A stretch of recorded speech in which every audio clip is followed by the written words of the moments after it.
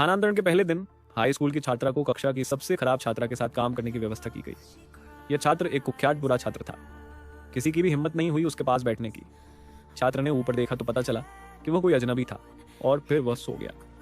इस समय आगे की पंक्ति में बैठे सहपाठियों ने छात्रा से कहा कि वह छात्र को न उकसाए, क्योंकि वह एक हिंसक पागल है और अक्सर लोगों को पीटकर अस्पताल पहुंचा देता है। जल्द ही कक्षा का समय हो गया। शिक्षिका को पता चला कि लड़की अपनी पाठ्य पुस्तक नहीं लाई है, इसलिए उसने उसे सजा के तौर पर बाहर खड़े रहने को कहा। सहपाठियों ने भी लड़की को आईने में देखा और हंसने लगे। आश्चर्य की बात यह है कि गरीब छात्र ने लड़की को पाठ्य पुस्तक उधार देने की पहल की और उसकी सजा भुगतने की पेशकश की। लड़की को अंततः समझ आ गया, जिन बुरे छात्रों की वे बात करते हैं वे वास्तव में इतने बुरे नहीं हैं। मुझे नहीं मालूम कि इस बात पर उस लड़की का कितनी बार मजाक उड़ाया गया। 你是许四的同桌，我怎么没见过你？我是新来没几天的，老师让我坐他旁边。 उन्होंने मुझे अपने पास बैठने को कहा और मजाक में कहा कि बुरा छात्र वह लड़का है जिसे वे पसंद करते हैं। लड़की को चेतावनी दी कि वह उससे दूर रहे, नहीं तो वह उसे बदनाम कर देगा। अप्रत्याशित रूप से बुरे छात्र ने यह दृश्य देख लिया। यह देखकर कि लड़की बेवजह डरी हुई थी, फिर भी बहुत शांत थी। बुरे छात्र ने सोचा कि यह बहुत दिलचस्प है। अगले दिन स्कूल जाते समय लड़की ने पाया कि वह बदमाश छात्र फिर किसी से झगड़ रहा था। लड़की डर गई। 以后别让我看见你欺负我们学校的学生。我发誓，我以后再也不欺负人了。我知道错了。 जब लड़की स्कूल आई तो उसकी एक सहपाठी ने दूध की एक बोतल ली और उससे उस शरारती छात्र को दूध देने में मदद करने को कहा।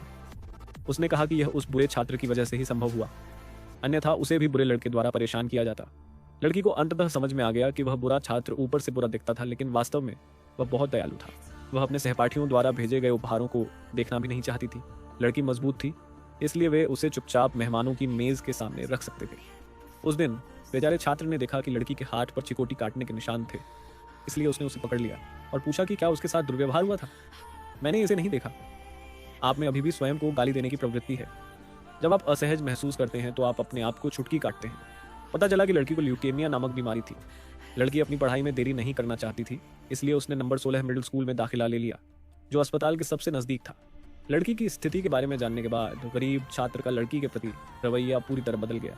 ये देखकर कि बाहर बारिश हो रही थी, उसने उसे व्यक्तिगत रूप से एक छाता दिया और वह पूरी तरह भीग चुकी थी और उसका स्कूल बैग उसके सिर पर था। उस दिन सियाहुआ ने लड़की को फिर से पाया और उससे अपने पैर फैलाने में मदद करने को कहा।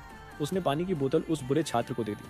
आखिरकार वह और वह बुरा छात्र डेस्कमेट थे। यदि वह इसे बुरे छात्र को इस तरह देती तो बुरा छात्र निश्चित रूप से इसे स्वीकार नहीं करता। यह कहते हुए उसने लड़की के हाथ में पानी ठूंस दिया और उसे बाहर धकेल दिया। लड़की बहुत जिम्मेदार थी, यद्यपि वह अन्य सहपाठियों की तुलना में